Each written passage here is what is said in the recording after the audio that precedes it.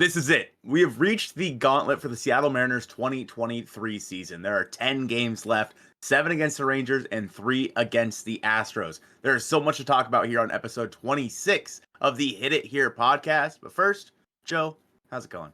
I'm good. I'm a little sleepy, but that's okay. I did a lot of driving the last 3 or 4 days. Most namely last night back home from a dub, which was great. I think I've only seen one loss on the 2023 season via games. It was to Oakland. It's okay, but Thanks a lot, Jody. yeah, jeez. But yeah, I'm good. It's a good series for the Mariners. They went out and swept the Oakland Athletics, the teams around the league. They kind of got helped out a little bit, the Mariners did, with the Astros playing like absolute poo-poo, the Rangers bullpen blowing up, and the Blue Jays have been good. But coming into this last 10 games, it's very important for the Mariners to just keep on trucking. They needed to sweep Oakland, in my opinion, after losing 3 games to the Dodgers. Do you think that they're in a fine position now going into the last 10 games, or do you think are you still worried? I'm not necessarily worried. I don't think you've got a half game but separates between you and a division title going into the last 10 games, and you play the two teams around you. You are the controller of your destiny as a team, and we've proven that we can beat the Astros this year. The Rangers are a different story. They're a different ball club than when we played them earlier in the year. The offense for them has slowed down tremendously, albeit they're sticking it to the Red Sox, but the Red Sox have been absolute war criminals to the Mariners in the last month or so. Have not beat up on any of the guys around us, have just been giving them free wins. And it's just, you'd like to see a little bit more competitiveness from the Red Sox. So step it up, guys. Come on. But that's all said and done now. The Rangers, that's the one that you have to really take care of business, because we're 1-5. They're a good team. They're in the playoff hunt for a reason. Absolutely not. Yeah, it's not going to be easy. The Rangers, they showed why they're still one of the best offenses in all of baseball. Obviously slowed way down from what they were in May or whatever month that was. But I think for the Mariners, after seeing everything that happened around the league in the past few days, the series against the Dodgers, it sucked, but also it wasn't unexpected. The Dodgers are a very good team. The Mariners almost won a game against them. And if they would have, the Mariners would be in first place right now. Yeah.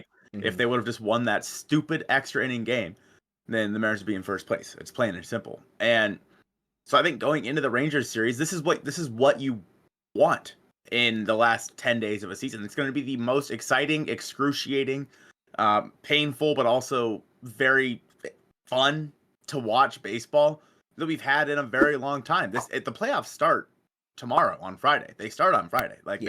And you're going into this weekend series with the Rangers at their stadium, and then you come home for 7 games. You get to finish up in front of your home crowd, in front of all of these teams that you have a decent chance to beat. The Rangers, of course, are the team the Mariners are chasing, but the Astros are right there as well. And if you could play well against both teams, you're in the playoffs and probably win the division. And going into this 3-game series versus the Rangers, the pitching matchups, I'm not exactly sure how the Rangers match up.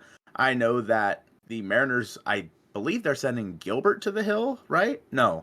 On Friday? No. Bryce Miller, I'm pretty sure, is game Bryce 1. Miller, and then Brian Wu, and then, Miller, Wu, and then Gilbert, right? I think it's Miller, Gilbert, Wu. No? Miller. Oh, it is Gilbert. Yeah, you're right.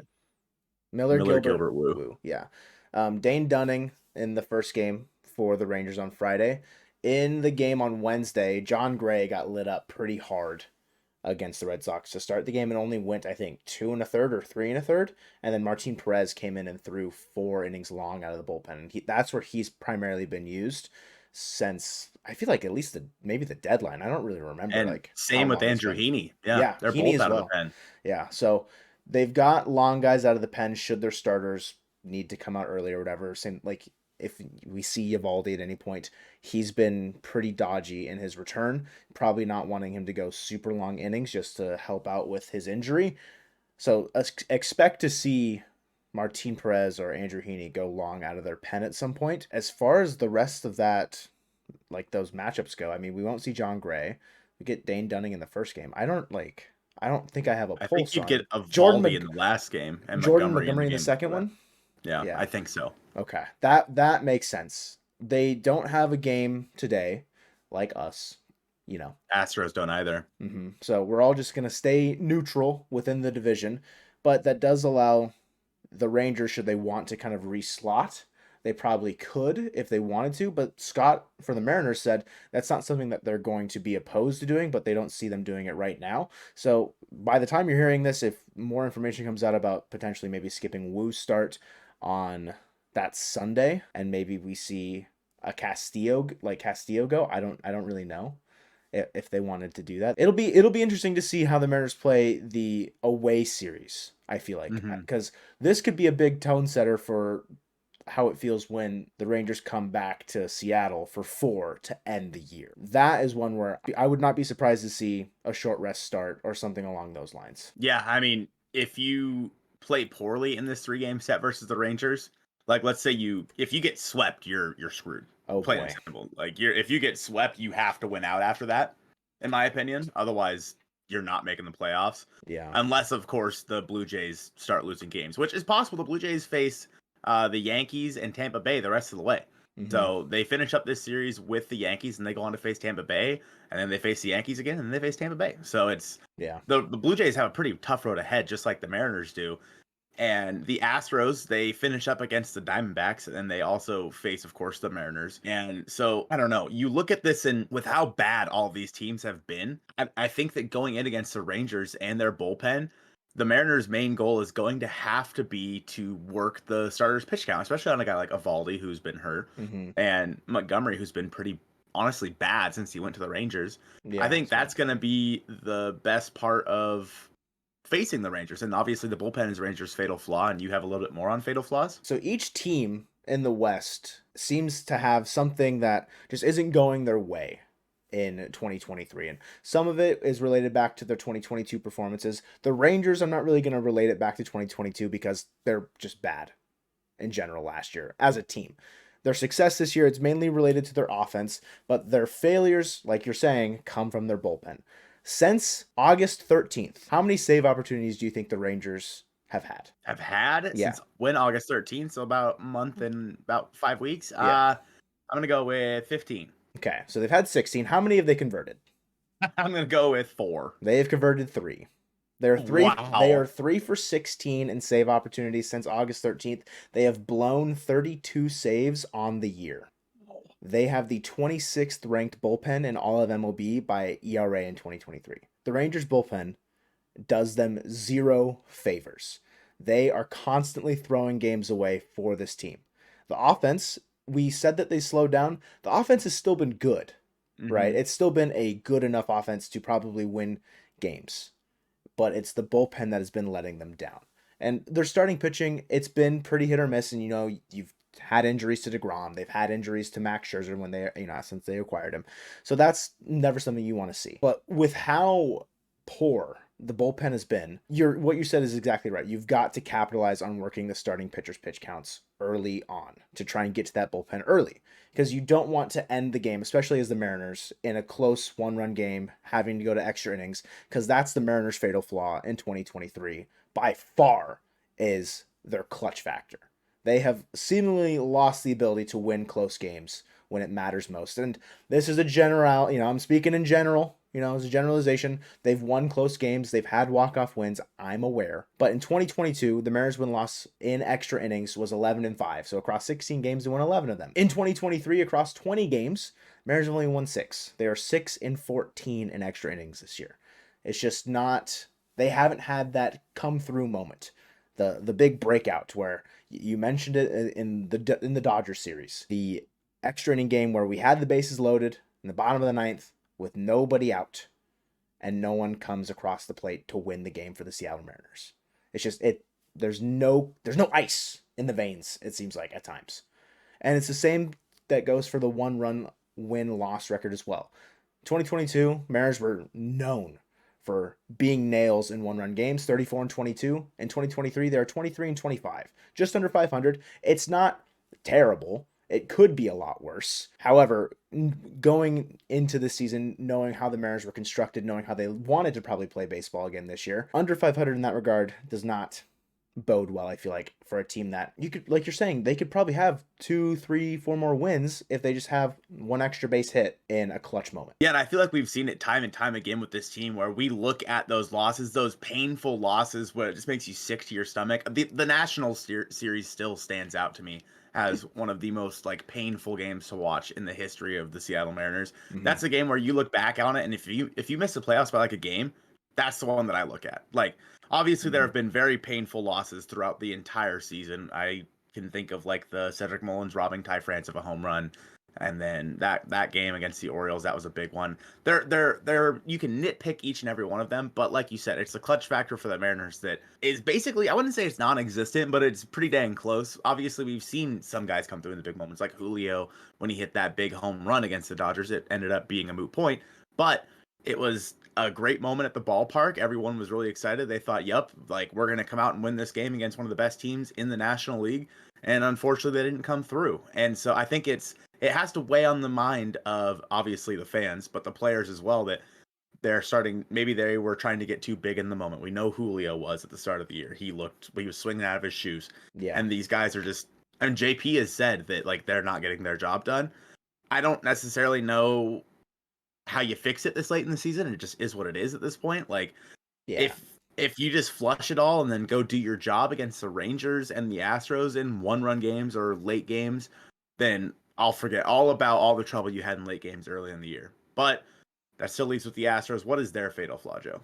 In 2023, the Astros, just pitching in general, has regressed, I feel like, a lot more than people might have imagined. We saw in 2022 the Astros pitching, I don't want to say carry them to a World Series title, but it was integral to their success. In the playoffs, like Christian Javier threw, I think they threw a combined no hitter in the World Series, Yeah. right? Christian Javier was lights out. Framber was showing that he was probably growing into the ace of that staff because we didn't know about Verlander and he was leaving and he's back, so it's a little awkward in that situation. And we knew in the offseason that they were going to have Hunter Brown come in and be part of this pitching rotation. They extended Rafael Montero, big contract for a reliever, and in 2023 it hasn't gone that the way that they wanted it to. It felt like, and pitching ERA and stuff like that is all up this year, likely due to the new rule changes. Thank you, Rob. Appreciate it, buddy. Mariners lead in team ERA at 3.7. It could be like 3.1 maybe if we're playing old school baseball, because last year the Astros finished second in all of MLB in team ERA with a 2.9, which is insane. This year they're ninth in the MLB at 4.03, so a full run to average increase from the previous year. Their WAR, obviously the season's not over, so that's not finalized, but they were first in MLB in 2022 in pitching Fangraphs or F4 at 26.4. This year they're only half that at 13.5 with only 10 games left. So the Astros, yes, they battled injuries to some key guys in their lineup like Altuve and Jordan, and Abreu struggled at the beginning of the year. There have been other things that could point to maybe some hiccups along the way for the Astros, but none stand out more to me than their pitching regression from last year. Yeah, and like Christian Javier is someone who I really thought was going to come into this year and be lights out. Mm-hmm. Hunter Brown, obviously coming into the league, very similar to Justin Verlander, kind of weird. Yeah. But it's like someone that you look at to be the next guy. Like obviously they replaced Carlos Correa last year with Jeremy Pena, Mm-hmm. and that was like, okay, cool. Like what a stupid thing that you were able to do. So we just assumed they were going to be able to do that with the pitching staff losing like a Garrett Cole and Justin Verlander over the last few years. Mm-hmm. And it honestly hasn't happened, which is like for example, Luis Garcia. Does he even exist anymore? Like I don't he can't rock the baby anymore. I don't So know if he's been hurt. I know they've missed Lance McCullers. right. Luis Garcia in 2023, it doesn't look like he's pitched a whole lot. He's only pitched in 6 games. Hmm. So, Jose Urquidy's another guy that has been tossed around a bunch, I feel like, in just AL West chatter, essentially. Like, oh, the Astros are going to get him back, and like it's going to be a big deal. 14 games, he's got a 6.17 ERA. So Yeah. it's just the pitching lab has not maybe done enough research over there in Houston, maybe. And it's one of those things where certain things just don't go the way you want them to in an MLB season. There's no guarantees. I Jolly Olive, you brought up Christian Javier. Jolly Olive predicted his 2023 Cy Young, one of them. His pick was Christian Javier at the beginning of the year because he predicted Corbin Burns in 2021, I think. And then in 2022, he predicted Sandy Alcantara. Oh, So then he tried it again in 2023 with Christian Javier, and it has not worked. He pitched very well, I think, in yesterday's game, maybe. It was Kyle radish, Bradish. like a radish. Yes, and Christian Javier in the final game for Baltimore and Houston, and it was a 1-0 game for the longest time. And then Houston ends up walking it off 2-1. So Javier did his job against a very strong Baltimore lineup. So it's not to say that there's talent in the Houston Astros pitching staff. It's just the results have not been there quite as much as I feel like they might have been expecting. Yeah, and when I look at like the difference between both of these teams going into this year, their bullpen was their strength. And we've seen on both sides now the bullpen has been don't get me wrong, the Mariners bullpen has still been fine, but it has been really taxed over the past 2 months or so. And the Astros bullpen is basically blown up. Ryan Presley's still good, don't get me wrong. Rafael Montero's still good, but they just look like shells of what they were last year. Hector Neris, for example, is another guy. The back end of their bullpen is still very good, but I look at that bullpen and I'm not really afraid of it anymore.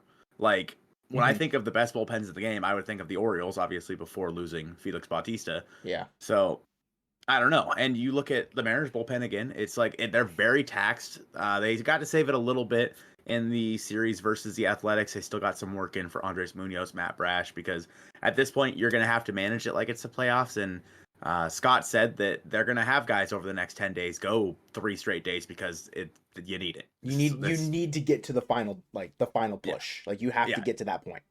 It doesn't matter if your arm's hanging, man. Sorry, you got to go out there and do your job because I'm sorry, George. You're gonna have to go pitch the 7th inning.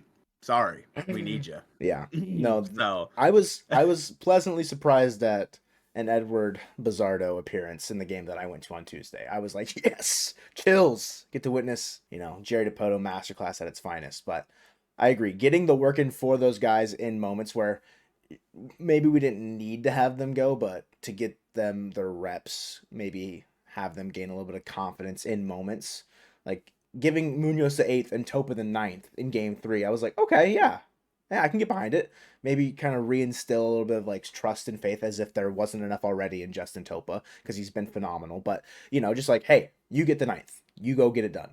We trust you to go out there and finish the job. It's nice being able to have, I feel like a guaranteed, maybe not guaranteed, but like 3 arms that you can go out there and put in high leverage situations like that. I mean, with that being said, like Topa faced, I think 6, 7, 8 or 7, 8, 9. Sure. Whereas they did have Munoz in the 8th, phase 2, 3, 4. Yes, so, I know that is definitely like the pocket that like we're in reference to every single time we talk about the bullpen.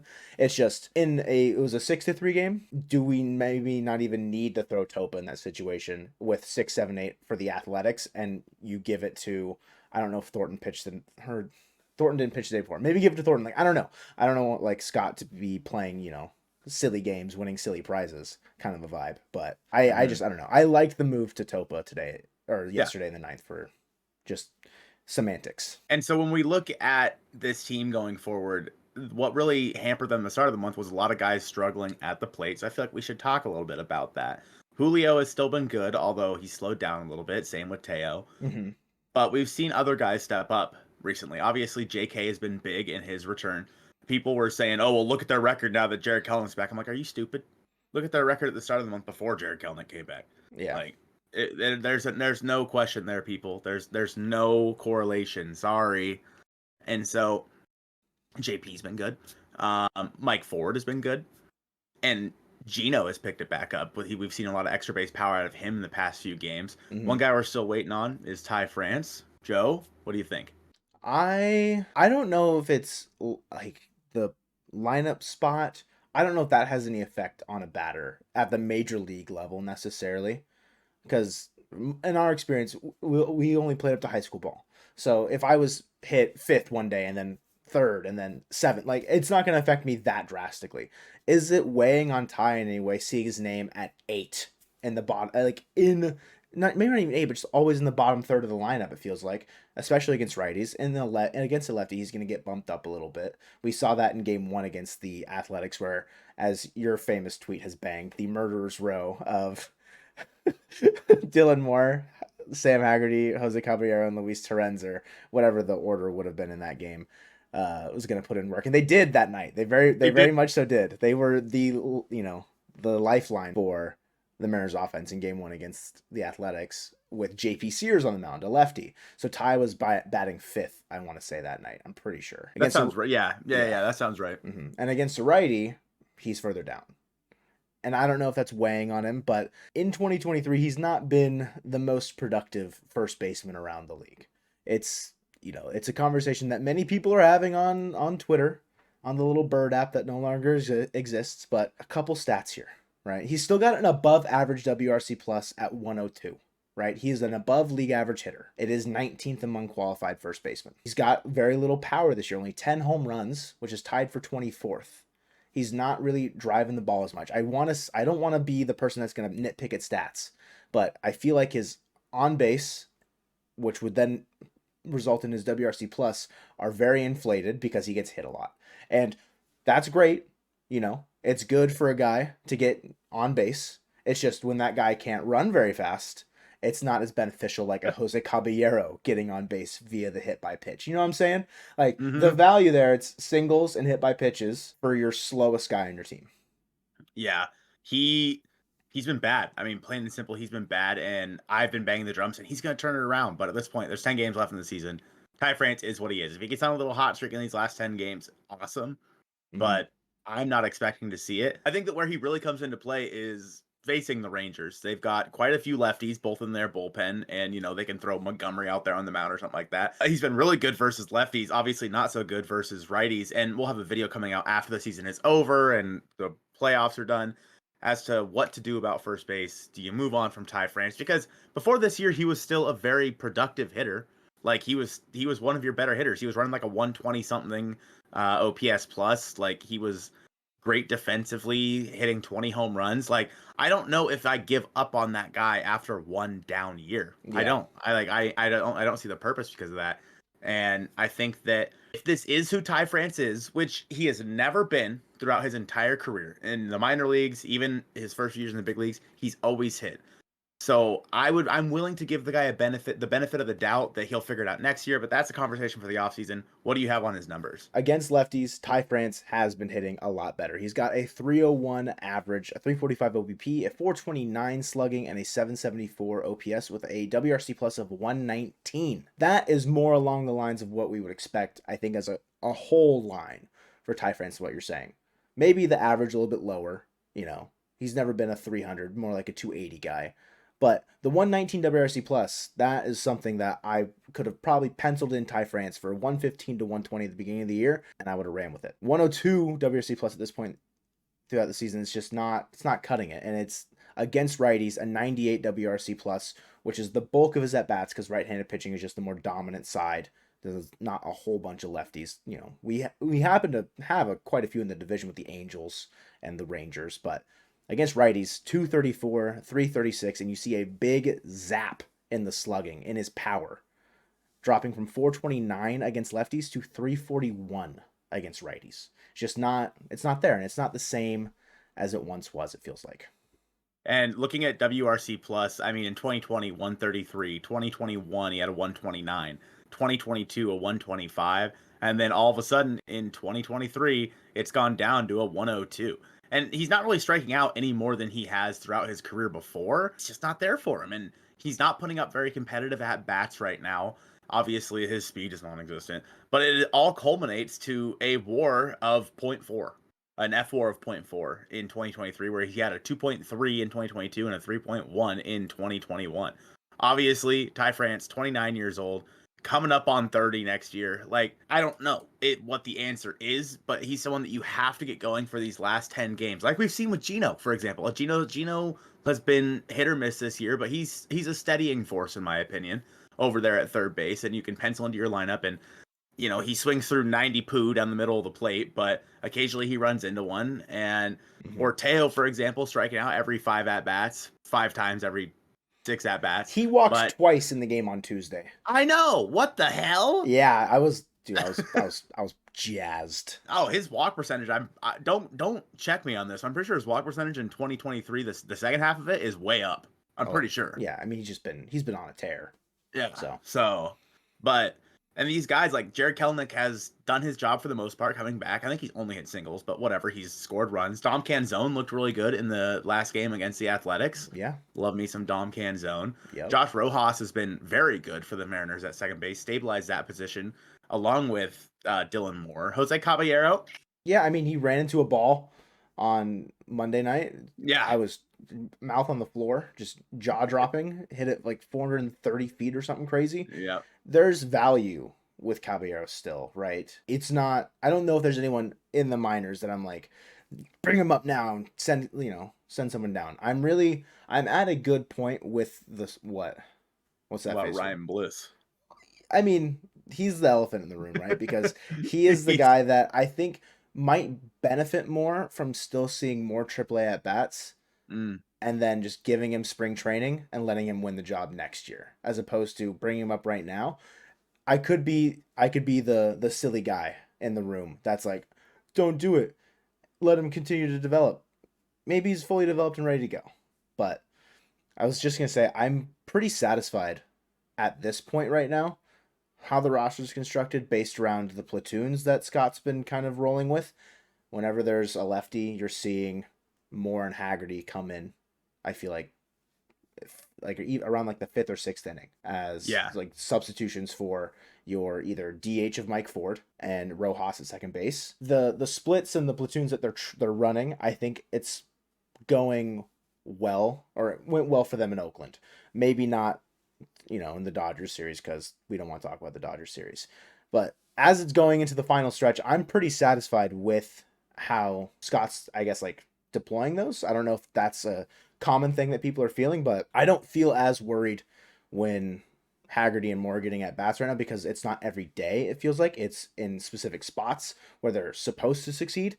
And that's something that we've always talked about guys that, they need to be everyday players. No, they need to be players given a chance to succeed in specific spots. And I think that's what Scott's trying to give the best the ability to. I know Dylan Moore hasn't been great. I think there's a lot to be left desired there for Dylan Moore, but Haggerty's one where I'm like, his at-bats have looked a bit more competitive than I think I would have expected. Yeah, I mean, he's hitting little bleeders everywhere, but they count all the same in the scorebook. That hit's a hit. Yeah. And there will be people that will discredit what the Mariners did in Oakland because, it's Oakland. They lost 100 whatever games. They just took 2 of 3 from the Astros. Mm-hmm. And what was there more to be desired out of these games in Oakland? Absolutely. The Mariners, don't get me wrong, the Mariners didn't play all that well. It wasn't perfect ball by any means. No, but it got the job done. It doesn't matter how you get it done as long as you get it done. Because they swept this series, they have a little bit more room for error going forward. But what you saw out of this team, you're still going to need them to be better over the next 10 games than what they were in Oakland. Yeah. Like, there was a few, I think there was the first inning of the first game in Oakland, bases loaded, like no outs or 1 out or something like that. And nobody scored. Yeah, Ty France had come on. Had a change up from JP Sears right down the middle of the plate that he popped up. Yeah. Yeah. And they need to figure that out. But again, don't discredit the fact that they just swept the Athletics, who have been relatively decent lately. Their pitching staff starting to figure it out. You've seen guys like Brent Rooker or Shea Langoliers, Zach Galoff. Shea Langoliers. They've got young bats that can swing it pretty well. It's not going to be pretty anytime you're in Oakland because they're Oakland. If you put Shea Langoliers on the Dodgers, his averages are going to jump up like 40 points just because of the environment around him. I would be willing to bet that that's kind of the facilitating factor for why guys that struggle in not productive baseball teams immediately find success in good, well-rounded, productive baseball teams, just because the foundation is there. Nicky Lopez went from being a bum on the Royals to being a very well orchestrated utility player for the Braves right out the gate when he got traded. Mm-hmm. So there's potential for the A's, certain guys to, start to kind of glow up. And like you said, the Athletics have guys, but it's just the team around them is not well-rounded, whereas the games you're going to be going up against in Texas and at home versus the Astros, this is a team where these are the teams that you don't have room for error like you did with the Oakland Athletics. You can't go out there and not score a run with the bases loaded, one out. You need to take advantage of the opportunities when you have them, and you're going to have them. It doesn't matter like how bad the Mariners have been. You're going to have opportunities. It's just, can you capitalize on them? It goes back to the clutch factor that you talked about earlier. Yeah. The Mariners have not been capitalizing. And I think going into these last 10 games, I'm not sure. What do you think the one key factor for the Mariners is going into these last 10 games?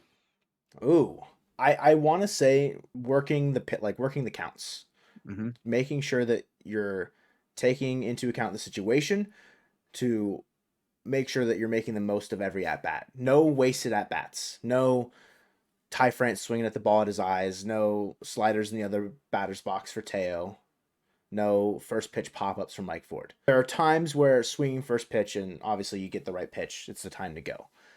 But these last 10 games are going to be overwhelmingly crucial to where you cannot have moments like that. And I want to say that getting swept by the Dodgers, slap to the face. Reality check, you're in Oakland. You said it earlier. It was critical to sweep in Oakland. This is then writing, like putting the steering wheel back in straight onto the road and making sure that you're driving straight down the, path to the playoffs. Making sure that you got, like, the team itself has figured out where they want to be and where they want to be and who they want to be in certain moments. Because if there's moments like the one in the Dodgers series where it's bases loaded, we said it a billion times, that is going to then just start the domino effect. It's going to snowball and it's going to be cataclysmic for team morale, for fan morale, and I'll be damned if they don't see 90% of the comments, like not comments, but like tweets or just public whatever in general about, oh, blah, blah, blah, it's so bad. Team's over. It's done. It's been bad the whole time. We're a half game out of a division title with 10 to go, 3 against the team that's right in front of us, 7 that we're tied with. It's going to be insane playoff level baseball for the next 10 days. If you would have told me before the year started that after 152 games, the Mariners would be a half game out of first place, I've been in. I'm thrilled. Yep. You tell me that, I'm like, hell yeah, man. Let's go. That's what it's all about. You play this whole season, and right now, basically everyone's tied. You start with a clean slate these next 10 games. What do you think, realistically, the record needs to be to get the Mariners into the playoffs over these next 10 games? What it needs to be? I mean, you can cherry pick which games to win. That will guarantee you a playoff spot. I will say they have to go over 500 no matter what. I think you have to go 6-4. If only one of those wins comes against the Astros, I'm okay. The Astros then take the division title. That's okay. You bury the Rangers by taking 5 out of 7 if you go 6-4. I would prefer them to maybe go 7-3, but that's, again, 2 from the Astros, 5 from the Rangers. It's tough, but I think you got to get to 90 wins at a minimum. I think that you can get in with like 88. I think it's possible, maybe 89. It obviously depends on where the wins come, but even if you play 500 ball the rest of the way, if you go 5-5 instead of 6-4, obviously ideally you get swept there by the Astros. I've never thought I would say this, but ideally if you go 5-5, 3 of those losses are against the Astros. Yeah, you're saying like if you had to pick, if we're guaranteeing a 5-5 record right now on September 20th or the 21st when you're listening to this, 3 losses come to the Astros because that means only 2 come to the Rangers. I 100% agree. Do you take the tiebreaker at that point? It doesn't matter. You wouldn't be tied. It doesn't matter. You wouldn't be tied. To take the tiebreaker from Texas in the last 7 games, we need to go 6-1. But at that point, again, if we go 6-1, tiebreaker doesn't matter because we've buried them and they're no longer in the playoffs. Right. At that rate. Now, as for what the Blue Jays do, obviously tiebreaker matters there for positioning in the playoffs. If that was the case, so yeah. There's still 3 different spots the Mariners can end up in the playoffs. They can end up wild card 2, wild card 3, or win the division. Yeah. Like we've been talking about those 3 spots, I think, since like towards the end of August, and nothing's changed. It's still the same. Yeah. It's almost like, I think when we look back at like the beginning of September and we talked about where the Mariners were at in the race, they're still in the same spot. Like they're a half game out of first place. They're tied with the Rangers. Like, I don't think much has changed because that's how bad everyone's been. Yeah. And it's going to be a mid-off. Most definitely. I mean, the Astros losing back-to-back series to the Athletics and the Royals. The Guardians taking 2 out of 3 from the Rangers. Like, we were getting a lot of help. For the Mariners, if the Angels can take 2 out of 3 from the Rangers, because that's the bubble series in between 3 in Texas and then 4 at home against Texas. If the Angels can give us a little help there, that's going to be massive. You see Mike Trout rising out of the coffin. Otani's gonna Otani has the cast on his arm, but it makes him stronger. exactly. He's gonna hit a ball with his cast. No, the race has really been like the Hydro Challenge. It feels like. And Yeah, just back. it's just like, narrowly edging it out, like back and forth. No one knows who's gonna win until it's the very last day. The lightning strikes one of the teams. Yeah, exactly. It's just Yeah. it's been I don't even know. I don't want to say a good. I mean, it's a good thing because obviously we needed it to stay in this point. But the argument around potentially 3 teams making it out of the AL West to the playoffs or one hardly missing it. You say that and you're like, oh, that's a really great division overall. When you look at the record, like, oh, no Nope. one team is going to get more than like 92 wins probably, which isn't, I mean, it's not bad, but you take a step back and you look at the Orioles and the Rays who could easily get over 100 wins, the Braves, there's just a lot more, I guess, win-loss standings that kind of stand out a bit more than 3 teams all going 92 and 70, 91 and 71, and 90 and 72, Mm-hmm. Yeah, I don't know. I mean, it all comes down to this. It really does over these next 10 games. Is this the last? This is the second to last Hit It Here podcast. Yep. For the season. Mm-hmm. So, like, of the regular season anyway. So, like, this time next week, we might know. We might know. Like, we'll have a much clearer picture. This time next week might be a really depressing podcast or might be a really exciting podcast. It all comes down to this. And we talked about that in this video on the screen now. Make sure you go check that one out. Appreciate you guys watching this one, and go Mariners.